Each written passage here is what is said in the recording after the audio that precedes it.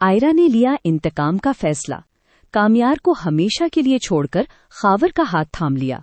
सबको लगा था कि आयरा रोएगी, गिड़गिड़ाएगी और माफी मांगेगी, लेकिन उसने तो पूरी बाजी ही पलट दी।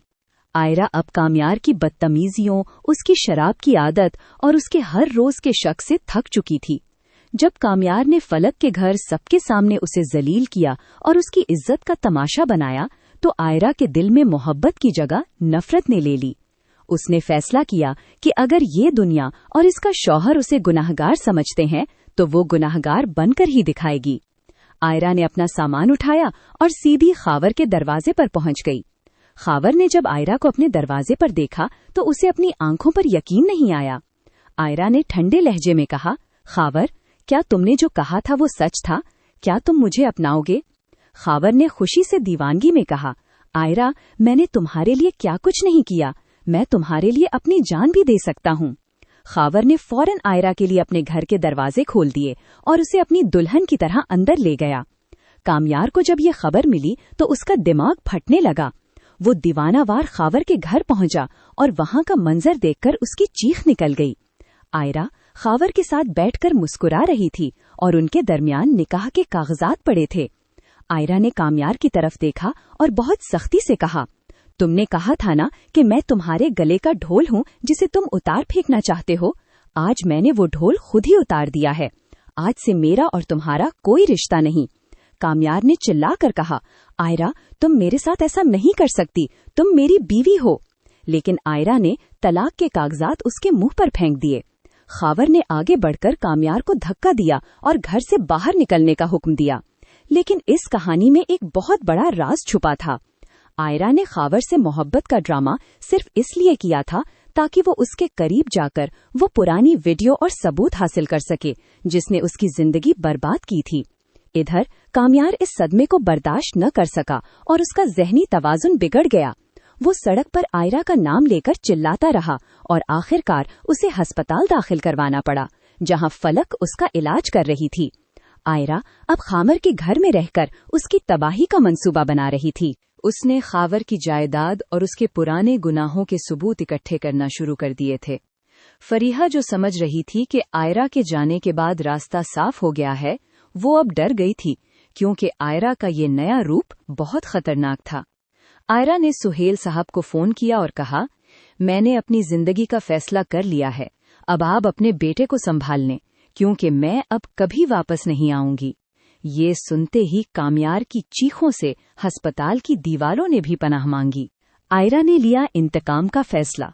कामयार को हमेशा के लिए छोड़कर खावर का हाथ थाम लिया। सबको लगा था कि आयरा रोएगी, गिड़गिड़ाएगी और माफी मांगेगी, लेकिन उसने तो पूरी बाजी ही पलट दी। आयरा अब कामयार की बदतमीजियों, उसकी शराब की आदत और उसके हर रोज के शक से थक चुकी थी। जब कामयार ने फलक के घर सबके सामने उसे जलील किया और उसकी इज्जत का तमाशा बनाया, तो आयरा के दिल में मोहब्बत की जगह नफरत ने ले ली। उसने फैसला किया कि अगर ये दुनिया और इसका शौहर उसे गुनाहगार समझते हैं, तो वो गुनाहगार बनकर ही दिखाएगी। आयरा ने अपना सामान उठाया और सीधी खावर के दरवाजे पर पहुंच गई। खावर ने जब आयरा को अपने दरवाजे पर देखा तो उसे अपनी आंखों पर यकीन नहीं आया। आयरा ने ठंडे लहजे में कहा, खावर, क्या तुमने जो कहा था वो सच था? क्या तुम मुझे अपनाओगे? खावर ने खुशी से दीवानगी में कहा, आयरा, मैंने तुम्हारे लिए क्या कुछ नहीं किया, मैं तुम्हारे लिए अपनी जान भी दे सकता हूँ। खावर ने फौरन आयरा के लिए अपने घर के दरवाजे खोल दिए और उसे अपनी दुल्हन की तरह अंदर ले गया। कामयार को जब ये खबर मिली तो उसका दिमाग फटने लगा। वो दीवानावार खावर के घर पहुंचा और वहां का मंजर देखकर उसकी चीख निकल गई। आयरा खावर के साथ बैठकर मुस्कुरा रही थी और उनके दरमियान निकाह के कागजात पड़े थे। आयरा ने कामयार की तरफ देखा और बहुत सख्ती से कहा, तुमने कहा था ना कि मैं तुम्हारे गले का ढोल हूँ जिसे तुम उतार फेंकना चाहते हो। आज मैंने वो ढोल खुद ही उतार दिया है। आज से मेरा और तुम्हारा कोई रिश्ता नहीं। कामयार ने चिल्लाकर कहा, आयरा, तुम मेरे साथ ऐसा नहीं कर सकती, तुम मेरी बीवी हो। लेकिन आयरा ने तलाक के कागजात उसके मुंह पर फेंक दिए। खावर ने आगे बढ़कर कामयार को धक्का दिया और घर से बाहर निकलने का हुक्म दिया। लेकिन इस कहानी में एक बहुत बड़ा राज छुपा था। आयरा ने खावर से मोहब्बत का ड्रामा सिर्फ इसलिए किया था ताकि वो उसके करीब जाकर वो पुरानी वीडियो और सबूत हासिल कर सके जिसने उसकी जिंदगी बर्बाद की थी। इधर कामयार इस सदमे को बर्दाश्त न कर सका और उसका ज़हनी तवाजुन बिगड़ गया। वो सड़क पर आयरा का नाम लेकर चिल्लाता रहा और आखिरकार उसे अस्पताल दाखिल करवाना पड़ा, जहां फलक उसका इलाज कर रही थी। आयरा अब खामर के घर में रहकर उसकी तबाही का मंसूबा बना रही थी। उसने खावर की जायदाद और उसके पुराने गुनाहों के सबूत इकट्ठे करना शुरू कर दिए थे।